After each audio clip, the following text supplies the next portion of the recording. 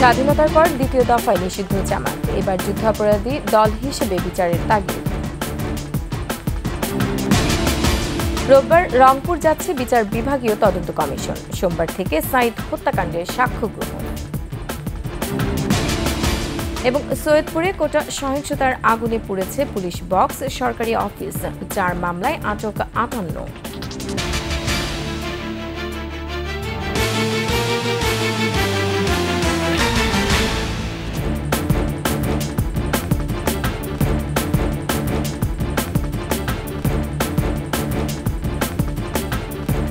শুনছিলেন first security ইসলামী bank PLC সংবাদ শিরোনাম।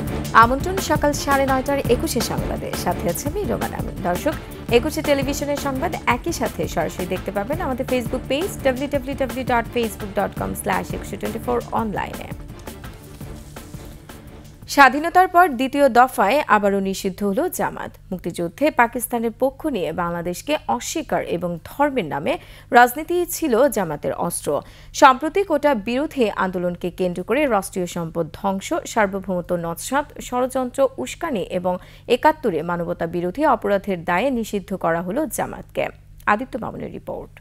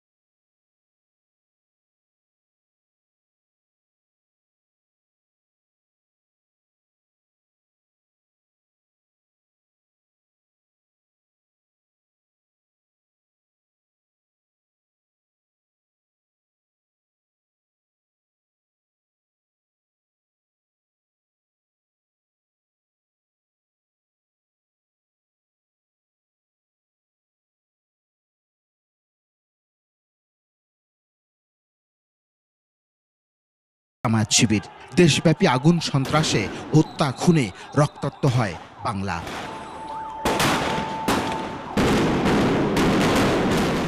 2014 সালে জাতীয় নির্বাচন থেকে নির্বাসিত হয়ে দীর্ঘদিন গা ঢাকা দিলেও আবারও গুলশানের হলি আর্টিজানের সন্ত্রাসী হামলার পর চোরাগোপ্তা হামলা, 2018 সালে কোটা বিরোধী আন্দোলনের নেপথ্যে থেকে অরাজকতা সৃষ্টি করে তারা। সবশেষ কোটা বিরোধী আন্দোলনের নেপথ্যে সরকার পতনের ষড়যন্ত্র থেকে ধ্বংসাত্মক কার্যক্রম চালায় জামায়াত। কেবল বাংলাদেশেই নয়, পাকিস্তান এবং ভারতেও নিষিদ্ধ হয়েছে জামায়াতে ইসলামী।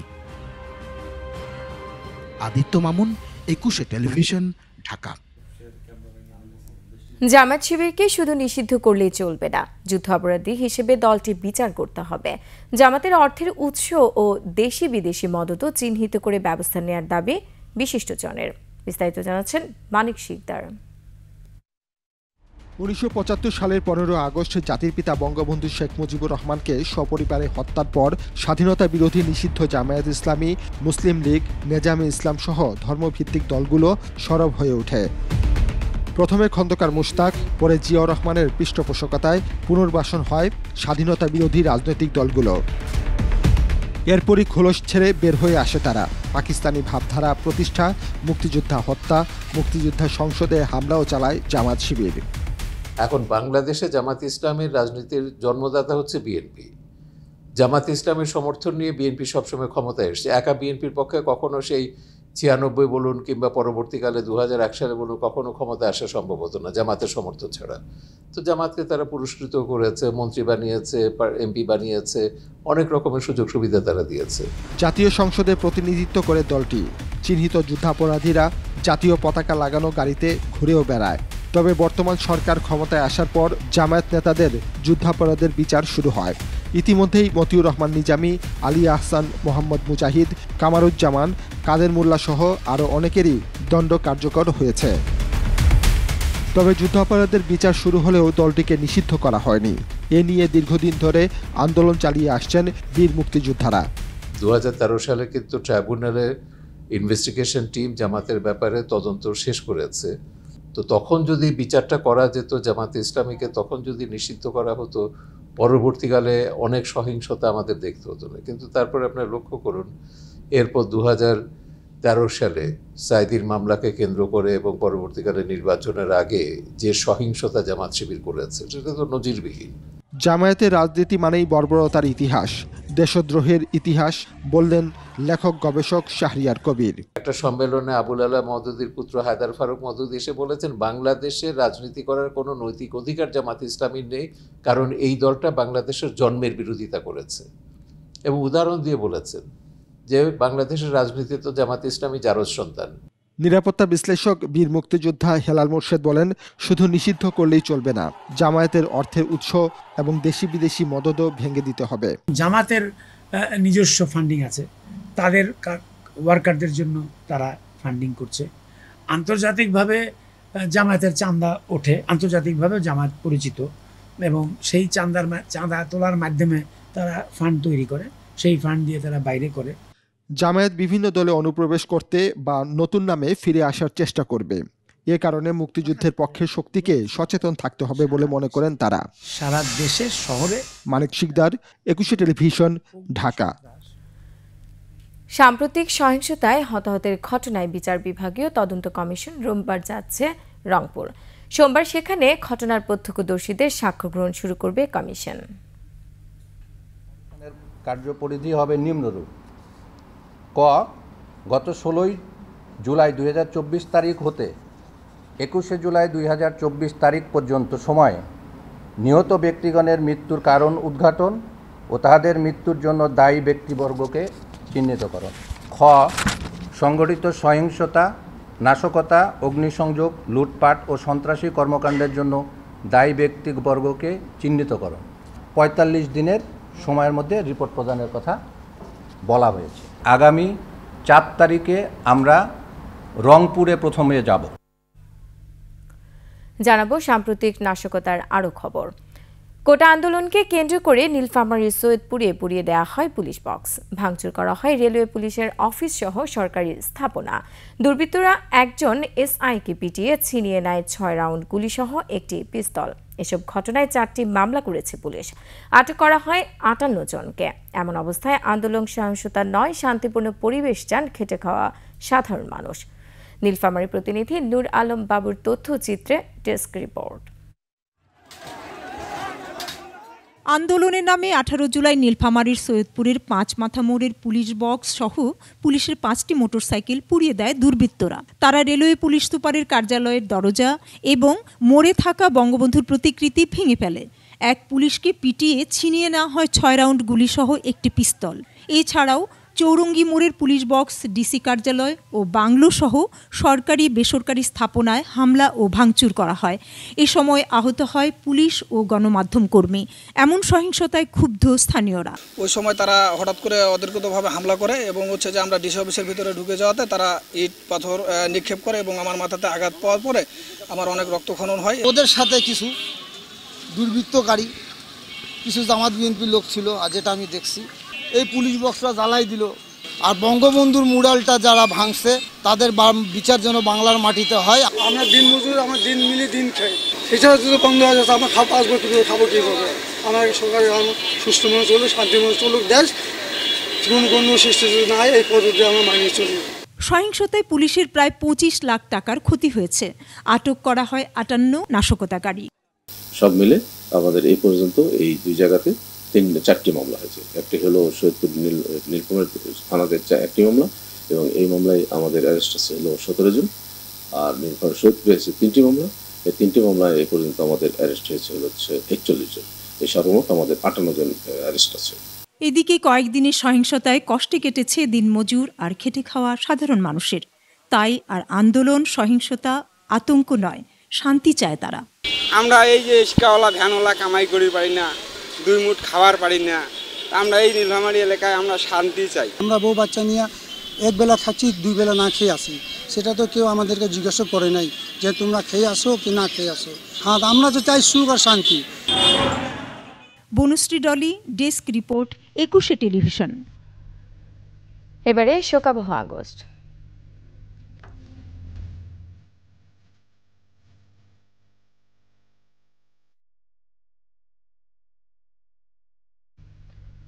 জাতির পিতা বঙ্গবন্ধু শেখ মুজিবের হত্যাকারীদের পুরস্কার দিয়েছিল পরবর্তী সরকার।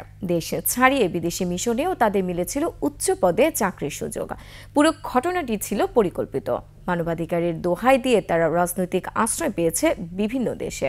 আরো জানাচ্ছেন প্রণব চক্রবর্তী।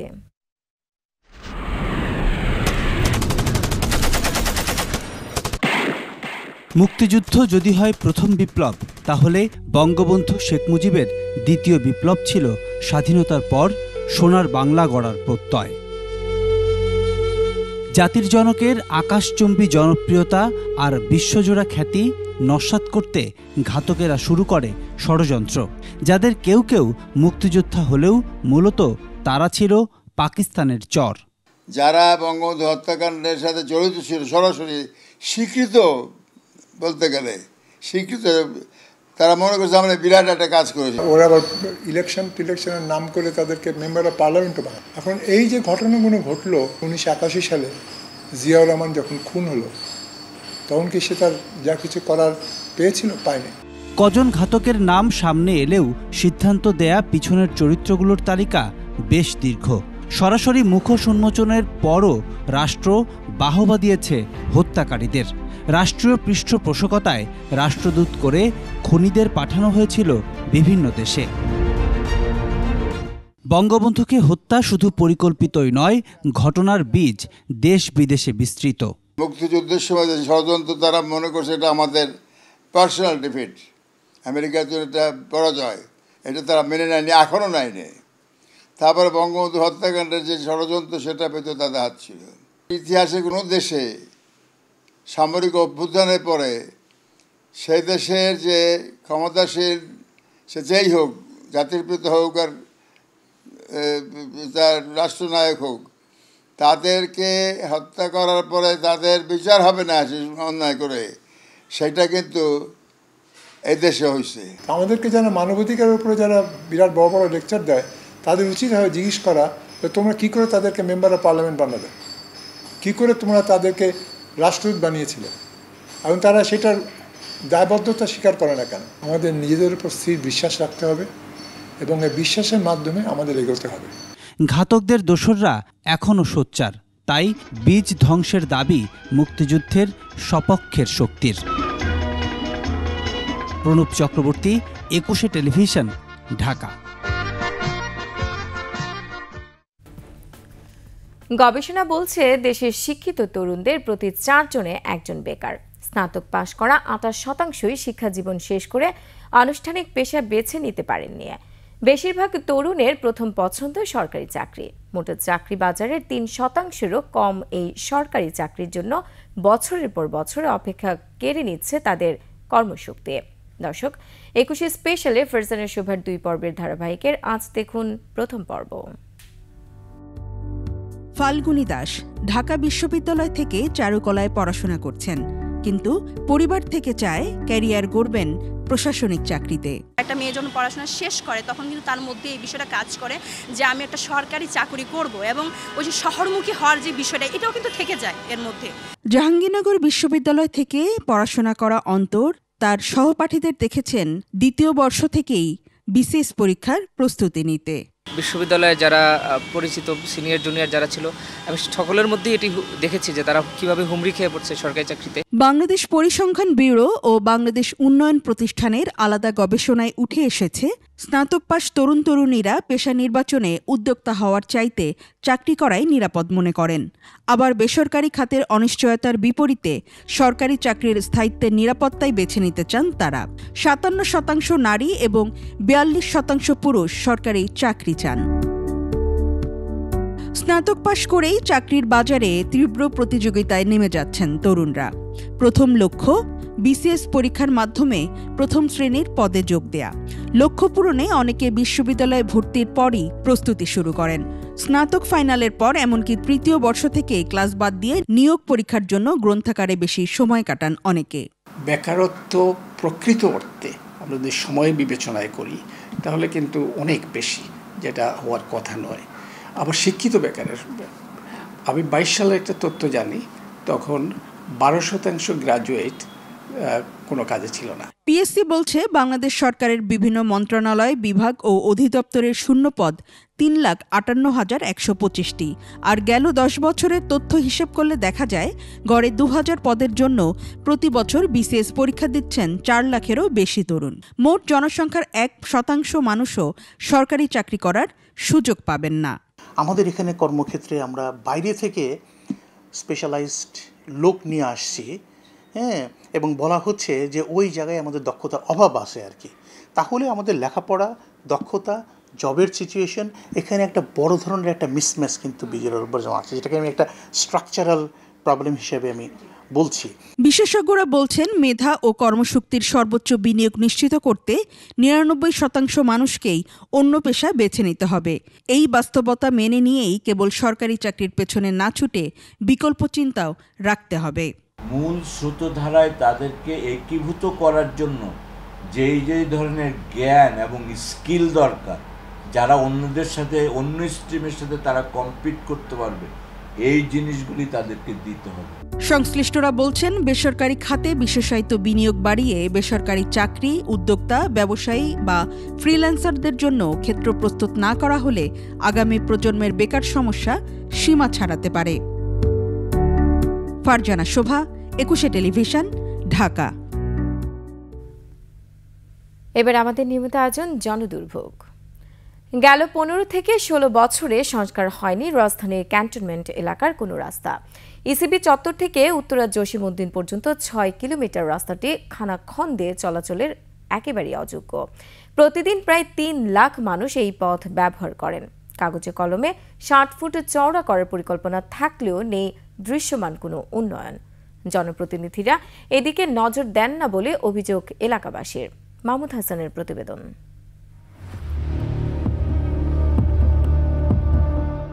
ঢাকা উত্তর সিটি কর্পোরেশনের ১৫ নম্বর ওয়ার্ড ক্যান্টনমেন্ট এলাকার রাস্তার দৃশ্য এটি। উন্নয়নের নামে এইভাবে ফেলে রাখা হয়েছে প্রায় ৩ মাস। রাস্তাটি চওড়া করার পরিকল্পনা বাস্তবে রূপ দেয়া যায়নি এখনো। কোথাও ১০ ফুট, আবার কোথাও ১৬ ফুট চওড়া। এতে প্রতিনিয়ত লেগে থাকে যানজট। আমরা ছোটবেলা থেকে দেখতেছি এই রাস্তাটার খুব অবস্থা খারাপ, কারণ আমাদের এলাকায় যে এমপিগুলো আসে, একটা এমপিও আমাদের জন্য কোনো কিছু করে না। এটা একটা জঘন্য রোড। একটু বৃষ্টি পড়লে একটা গাড়ি ঢুকতে পারে না, লোকজন হাঁটতে পারে না, হাঁটু পর্যন্ত কাদা হয়ে যায়। এই যে এখানে সামনে জনতা ব্যাংক, এখানে আপনার প্রায় কোমর পর্যন্ত পানি হয়। এখান থেকে একবারই প্রায় আজিজ মার্কেট পার হইয়া এখানে একটা মসজিদ আছে, মানে ওদিক দিয়ে হাঁটা চলা করাই যায় না। যদি আমরা ব্যানে করে লোক নেওয়া আসা করে, এখানে ৫ টাকা ভাড়া, কিন্তু ব্যান করলে ১০০ টাকা। এ এলাকার মানিকদি, বালুরঘাট, বারনটেক, হাজি মার্কেট সহ অন্যান্য শাখা রাস্তাগুলো গত 15-16 বছরে একবারের জন্য সংস্কার করা হয়নি। সামান্য বৃষ্টিতেই জমে যায় পানি। আমরা 15-16 বছর ধরে অবহেলিত। বৃষ্টি হলে চলতে তো পারেই না, প্লাস বাচ্চারা স্কুলে যাইতে পারে না, লোকজন মসজিদে যাইতে পারে না, অফিস আদালতে যাইতে পারে না, এত কাদা হয় যেটা বলার কথা না। ইসিবি চত্বর থেকে শুরু করে একদম বালুঘাট, মানিকদি রাস্তার খুবই খারাপ অবস্থা, একদম বাউনিয়া পর্যন্ত খুবই বাজে অবস্থা। রাস্তার বেহাল দশা আর সরু হওয়ায় ট্রাকের মতো ভারী গাড়ি ঢুকলেই সৃষ্টি হয় তীব্র যানজট। অটো কিংবা একটা ট্রাক ঢুকলে পরে আর যাতায়াতের মানুষের হাঁটার পথ থাকে না। আজকের থেকে 3 মাস হচ্ছে আমাদের এই কাজ চলতেছে। এর আগে পানির লাইনের কাজ ছিল, হ্যাঁ রাস্তায় মাটি চুটি ফেলানো অনেক বন্ধ, মানে ব্যবসা বাণিজ্য আজকে 6 মাস ধরে নাই করে চলে। রাস্তা সম্পর্কে জানতে 15 নম্বর ওয়ার্ডের কাউন্সিলরকে ফোন করা হলে ধরেননি তিনি। অফিসে গিয়েও পাওয়া যায়নি তাকে। তবে উত্তর সিটির মেয়র বলছে ক্যান্টনমেন্টের রাস্তাটি কাজ করবে সেনাবাহিনী, পরিকল্পনা সাজানো হয়েছে। তবে সরকারের জমি অধিগ্রহণ নীতি বন্ধ থাকায় সহসাই কাজ শুরু হচ্ছে না। টোটালটাই হবে 60 ফিটের রাস্তা। ইসিবি চত্বরে ঢুকবে, এটা ঢুকে বের হবে জসিমউদ্দিন দিয়ে। ওই এলাকার লোকজন বের হওয়ার জন্য কিন্তু অনেক সময় নেয়, কষ্ট ভোগাতে হয়। সুতরাং এটি কিন্তু একটা বিরাট বড় প্রজেক্ট, কারণ ওখানে রোড কিন্তু অনেক দিন আমাকে অ্যাকুইজিশন করতে হবে। যেহেতু অ্যাকুইজিশনের পর্বটা বন্ধ আছে, এই জন্য এই প্রজেক্টটা কিছুটা স্থগিত হয়ে আছে। সংস্কার হলে রাজধানীর যোগাযোগ ব্যবস্থায় গুরুত্বপূর্ণ হয়ে উঠবে এই রাস্তাটি। মাহমুদ হাসান, 21 টেলিভিশন, ঢাকা। সংবাদ শেষ করছি পাখি বাড়ির গল্প জানিয়ে। হাজার হাজার পাখির কিচিমিচির শব্দ, বিচিত্র কুহক গুঞ্জনে মুখরিত চারিপাশ। বলছি নোয়াখালীর সোনাইমুড়ির সাতটা গ্রামের পাখি বাড়ির কথা জানিয়ে। বক, পানকড়ি, ময়না, গুগু সহ নাম না জানা নানান প্রজাতির পাখির অভয়ারণ্য যেন বাড়িটি। শতবর্ষের পরম্পরায় বাসিন্দাদের সঙ্গে বন্ধুত্ব আর সখ্য গড়ে উঠেছে পাখিদের। প্রতিনিধির তথ্য ছবিতে ডেস্ক রিপোর্ট। যেদিকে চোখ যায় শুধু পাখি আর পাখি, সাবলীল ওড়াউড়ি আর আসা যাওয়ার অপার ব্যস্ততা। গোধূলির রঙে সাজপেলা সাজতেই যেন আপন নীড়ে ফেরে এই পাখিরা। আশ্চর্য শব্দ তরঙ্গে দখল নিয়ে নেয় পুরো বাড়ির। নোয়াখালী সোনাইমুড়ি সাতটা গ্রামের বাড়িটির বাসিন্দারা বলছেন, 100 বছর আগে থেকে এখানে বসবাস করে আসছে হাজার হাজার পাখি। প্রচুর পরিমাণ পাখি আছে এবং বক এবং হানিকামড়ি যেগুলো মাছ খায় ডুবাই, এগুলা আর অনেক কাকও আছে, অনেক ছোট ছোট পাখিও আছে। সন্ধ্যা নামার সাথে সাথে অসংখ্য পাখি আসে, যেটা এলাকাবাসী এবং আমাদেরকে অনেক আনন্দ দেয়। বিচিত্র সব পাখির আনাগোনা মুগ্ধতা ছড়ায় পুরো এলাকা জুড়ে। পাখি বাড়িতে তাই ছুটে আসেন অনেক দর্শনার্থীও। এই পাখিদের টিকিয়ে রাখতে ও নিধন বন্ধে পদক্ষেপ গ্রহণের প্রয়োজনীয়তার কথা জানালেন এই বিশেষজ্ঞ। পাখিদের যে নিধন চলতেছে, সেটাকে প্রশাসনিকভাবে হোক বা স্থানীয় পর্যায়ে যারা চেয়ারম্যান বা চেয়ারম্যান আছে, মেম্বার সাহেবরা আছেন, বা মসজিদে যারা লোকাল পর্যায়ে যারা আছেন, তারা যেন উৎসাহিত করে যেন পাখি নিধন যতটা পারা সম্ভব বন্ধ করা। কেমিক্যাল ফার্টিলাইজারের অ্যাপ্লিকেশন বাড়াচ্ছি, এদিকে একটু মনোযোগ দেওয়া, যেন সেটা যেন কোনোভাবেই পরিবেশকে নষ্ট না করে। পাখিদের নির্ভরযোগ্য বসবাসের জায়গা নিশ্চিত হলে প্রকৃতিও ফিরে পাবে তার প্রাপ্য ভারসাম্য। Mahiya Rahman, desk report, 21 television. আর এরই সাথে শেষ করছি সকাল 9:30টার 21 সংবাদ। যাবার আগে ফার্স্ট সিকিউরিটি ইসলামী ব্যাংক পিএলসি সংবাদ শিরোনামগুলো আরও একবার। স্বাধীনতার পর দ্বিতীয় দফায় নিষিদ্ধ জামাত, এবার যুদ্ধাপরাধী দল হিসেবে বিচারের তাগিদ। রোববার রংপুর যাচ্ছে বিচার বিভাগীয় তদন্ত কমিশন, সোমবার থেকে সাইদ হত্যাকাণ্ডের সাক্ষ্য গ্রহণ। এবং সৈয়দপুরে কোটা সহিংসতার আগুনে পুড়েছে পুলিশ বক্স, সরকারি অফিস, 4 মামলায় আটক 58।